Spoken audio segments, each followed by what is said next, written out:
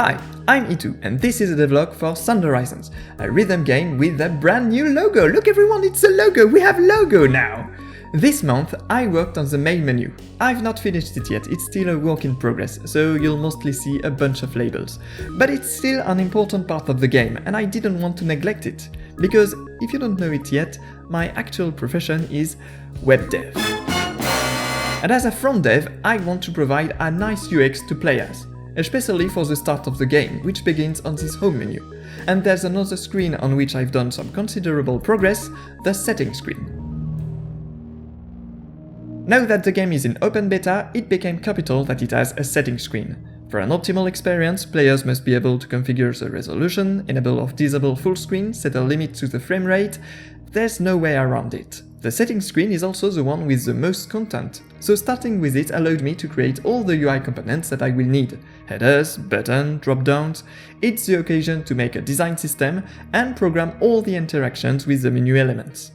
The good news is that Unity already natively provides a bunch of UI components, although using them ended up more tedious than what I expected. To begin, they don't handle keyboard navigation very well, and I want the menu to be usable as much with keyboard than with mouse or controller.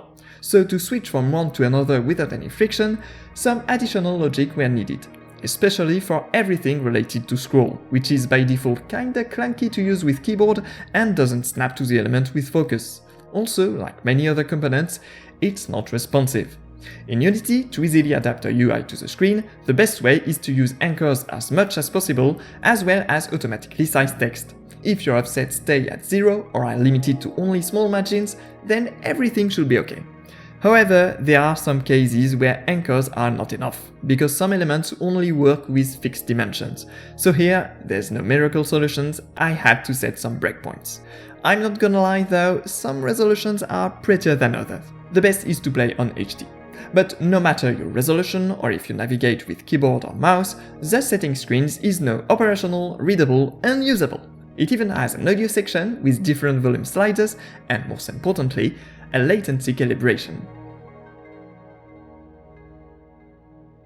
I mentioned it in the first episode, latency calibration was the pet peeve that was missing in all my rhythm games. One of Sun Horizons' goals was to implement one. It was becoming really urgent because some playtesters have already complained about latency on their machine, which made the game nearly unplayable. Making a calibration screen thus became my top priority. And in retrospect, it should have been the priority since the beginning of the development, because as you will see, it changes a lot of things in the logic. There are three different kinds of latency. Video latency, when the image appears too late on the screen. Audio latency, when the sound is late. And input latency, when the player's actions are read too late. These latency come with different scales. Video latency is generally very low, even negligible. The same goes for input latency, which is larger but already optimized by game engines. Audio latency, however, is the most variable one, and most of the time the larger one. It just needs a particular setup to quickly increase. It can be that the sound is transferred from TV to a soundbar, or it can be a HDMI switch, or it can also be because of my new nemesis, Bluetooth headset. I didn't suspect that there would be so many people that play with Bluetooth headset or speakers, and these things have a huge latency. And though it's not a big deal in most games, you can imagine how much it's problematic for Sun Horizons. The game relies entirely on music, all the timing are computed from the audio, and it's asking the players to be precise, with fast beat succession on 8th note. So to remain playable, latency must be reduced to a minimum. And for this, we have first to measure it. Since there are several kinds of latency, to determine them individually, we go through two steps. First, the player must tap on the rhythm that they're hearing. It gives us the sum of audio latency and input latency. Note that at this point, we mustn't help player with visual cues, because it will distort their perception. And for the same reason, we do not play audio feedback on button press, because it would add up to the latency. Then we play an animation on the beat, and we ask the player to align it on what they're hearing. This allows us to obtain the sum of audio latency and video latency. By combining this result with the one from earlier, we can deduce the separate values of audio latency and input latency. Technically, I could also get the video latency, but for now I decided to ignore it, because once again, it's very low and we can balance it with input latency. With these two latency in hand, now we have to adapt the game logic and timing. The game relies entirely on the music time track, where it sets events to trigger and the moments when the player must press buttons. But with audio latency, we know that the player has a different time track, slightly shifted. Since now we know the latency's values, we know exactly the difference between the two tracks. So we just have to move everything to the right, no? Well, it's actually more complicated. For everything that is displayed on screen, yes, that's what we do. We must delay it so that the animations stay aligned with the output music. However, for the audio events that we trigger, if we delay them as well, then they will be delayed again by the audio latency, and so they end up late. So for them, we must stay on the original time track to trigger them at the actual right time. So in the end, we'll have to manage two time tracks simultaneously, the game one and the player one. And for every logic component, we'll have to ask ourselves which track should be used, and in many cases, it's a bit of both. The main subject is the error margin, the moment where the player must press the button, and the interval where the input is accepted.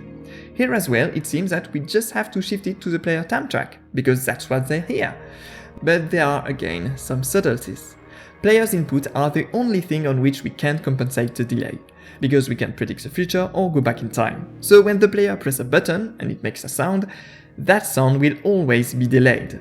And if the audio latency is really large, it will be noticeable.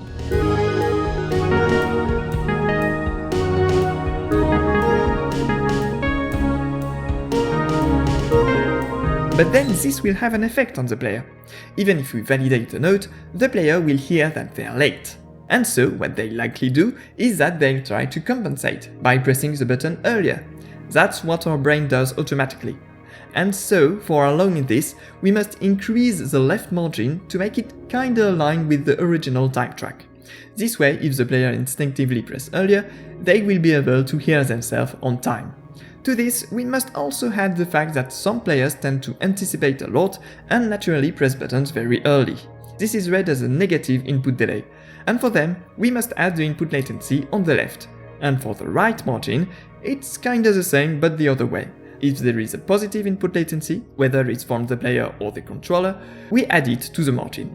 This way we avoid making the game more unfair to some player. As you can see, by adding all those delays, if the values are high, we get really permissive margins, which can become dangerous if the music rhythm is too fast. We don't want margins to step on each other, or even worse, to include several beats. To give you an idea, the shorter interval in the game is the 8th note, which lasts 250 milliseconds. You can see that we don't have a very large error margins. This is why I set a 200 millisecond limit on the calibration screen, and even above 100 milliseconds, the game displays a warning to encourage players to optimize their setups. 100 milliseconds doesn't seem like a lot, but in the music, it's the limit where you start to really hear it. So yeah, it might be an entry barrier for some player, but normally if you have an audio latency of more than 200 milliseconds, it likely means that your audio setup is poorly optimized. Or that you use Bluetooth headphones, in which case, no, stop, don't play rhythm game with Bluetooth headphones. Okay, it's true that it seems a bit elitist, but playing dynamic music on a fast and precise rhythm, that's the core DNA of Sound Horizons. It's what makes the game so enjoyable. So having a decent enough audio configuration is, sadly, a prerequisite to enjoy it. It doesn't have to be perfect, not even exceptional, but they're just a small minimum. In a way, it's like if I was developing a music production software. It would seem normal that the user needs to have a good enough sound to use it. We are not done yet with menus, but we have tackled a good chunk of them.